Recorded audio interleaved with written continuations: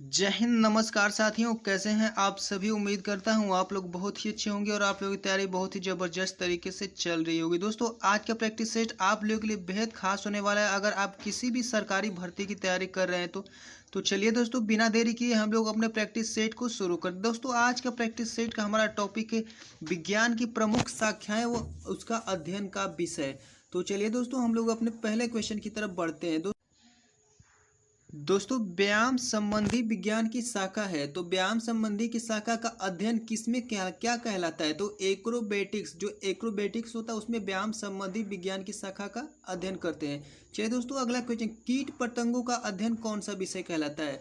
तो कीट पतंगों का अध्ययन जो आपका एंटोमोलॉजी कहलाता है। क्या कहलाता है? एंटोमोलॉजी, जो कि कीट पतंगों का अध्ययन कहलाता है। एपी कल्चर में दोस्तों मधुमक्खियों के पालन का अध्ययन किया जाता है। मधुमक्खियों के पालन में अध्ययन किसमें किया जाता है? तो एपी कल्चर उसका विषय है।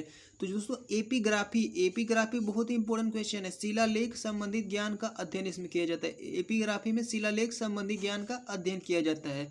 अगला दोस्तों हमारा क्वेश्चन है कि एरोनॉटिक्स में वायुयान संबंधित विज्ञान की शाखा है। एरोनॉटिक्स जो कि आपका इसमें विज्ञान वायुयान विज्ञान संबंधित शाखा है।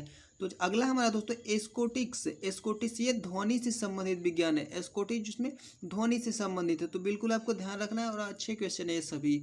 चलिए दोस्तों, अगला क्वेश्चन की ओर हम लोग बढ़ते हैं। अगला हमारा क्वेश्चन है कि एस्ट्रोनॉमी जो कि बहुत ही इंपॉर्टेंट क्वेश्चन है, एक बहुत बार पूछा जा चुका है। खगोलीय पिंडों का अध्ययन जो कहलाता है, क्या कहलाता है? एस्ट्रोनॉमी।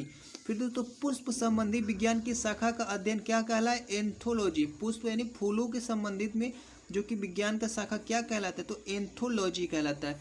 फिर मानव ग्रह एवं नक्षत्र के प्रभाव का अध्ययन क्या कहलाता है? मानव पर जो ग्रहों और नक्षत्रों के प्रभाव का अध्ययन क्या कहलाता है? एस्ट्रोलॉजी कहलाता है। क्या कहलाता है? एस्ट्रोलॉजी कहलाता है। तो आप बिल्कुल आपको ध्यान देना है।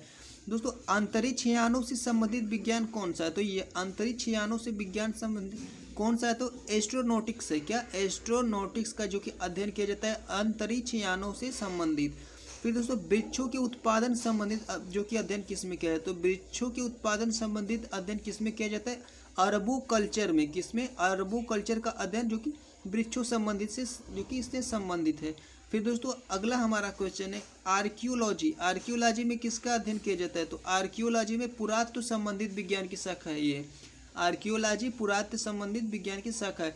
दोस्तों, बहुत ही इंपॉर्टेंट क्वेश्चन कि आर्थोपेडिक्स में किसका अध्ययन किया जाता है? तो हड्डियों का जो कि आपका उपचार का अध्ययन होता है, तो हड्डियों का उपचार के अध्ययन के लिए क्या कहलाता है? आर्थोपेडिक्स कहलाता है। ये आपको बिल्कुल ध्यान देना है। तो बात करें दोस्तों, पक्षियों का अध्ययन क्या कहलाता है? तो पक्षियों का अध्ययन कहलाता है आर्निथोलॉजी कहलाता है। पक्षियों का अध्ययन आर्निथोलॉजी कहलाता है। बहुत जैसे किसी भी आप अगर परीक्षा की तैयारी कर रहे हैं तो इसमें से एक क्वेश्चन जो कि जरूर ही बन जाएगा।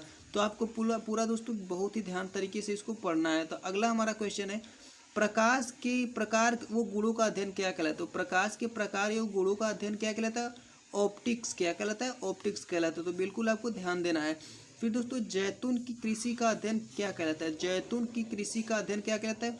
Oleo culture. क्या कहलाता है? ओलियो कल्चर, जो कि जैतून की कृषि का अध्ययन कहलाता है। फिर दोस्तों, अगला हमारा क्वेश्चन है ऑस्टियोलॉजी जो कि हड्डियों का अध्ययन। दोस्तों, ऑस्टियोलॉजी इसमें हड्डियों का अध्ययन है, ना कि टूटी हुई हड्डियां, इसमें बस हड्डियों का अध्ययन है। फिर दोस्तों, ओलोरी कल्चर में सब्जियों की व्यापारिक कृषि के बारे में जो कि अध्ययन किया जाता है। ओलेरी कल्चर में क्या होता है? सब्जियों की व्यापारिक कृषि के लिए अध्ययन किया जाता है। फिर ओडोंटोलॉजी में दांत व मसूड़ों का अध्ययन किया जाता है। किसमें? ओडोंटोलॉजी में दांत व मसूड़ों का अध्ययन किया जाता है। तो बिल्कुल आपको इसको ध्यान देना है। फिर हमारा अगला क्वेश्चन है कि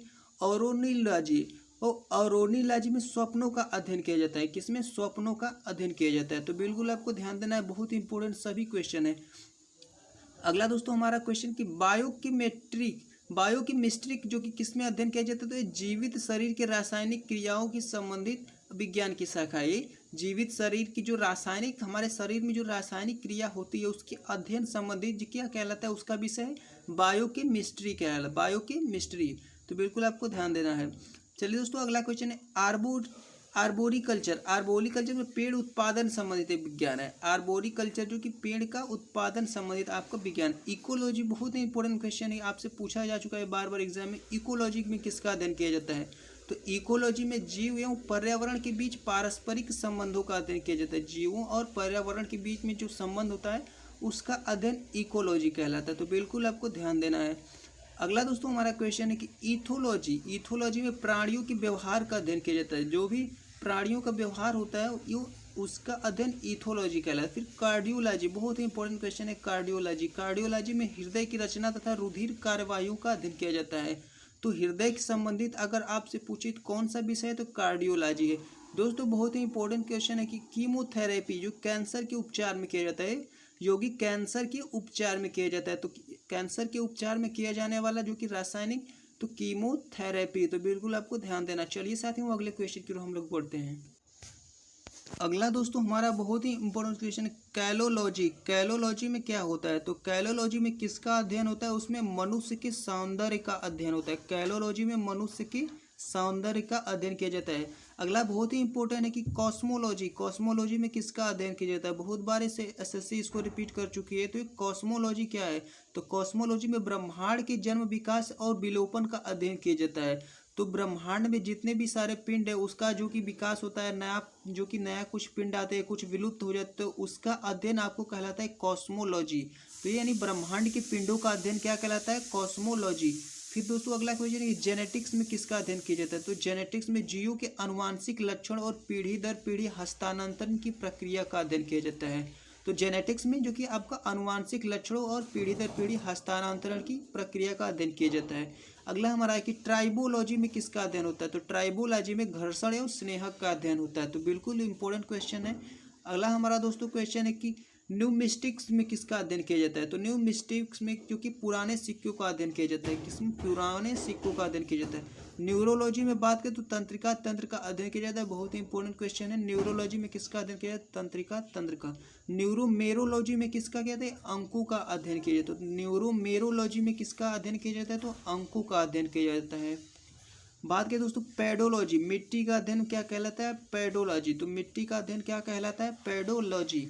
फिर दोस्तों आपका अगला क्वेश्चन है कि रोगों की प्रकृति के कारण उपचार आदि का अध्ययन, जो प्रकृति के कारण रोगों का उपचार आदि का अध्ययन होता है वो क्या है, पैथोलॉजी कहलाता है। उसका जो कि अध्ययन पैथोलॉजी कहलाता है।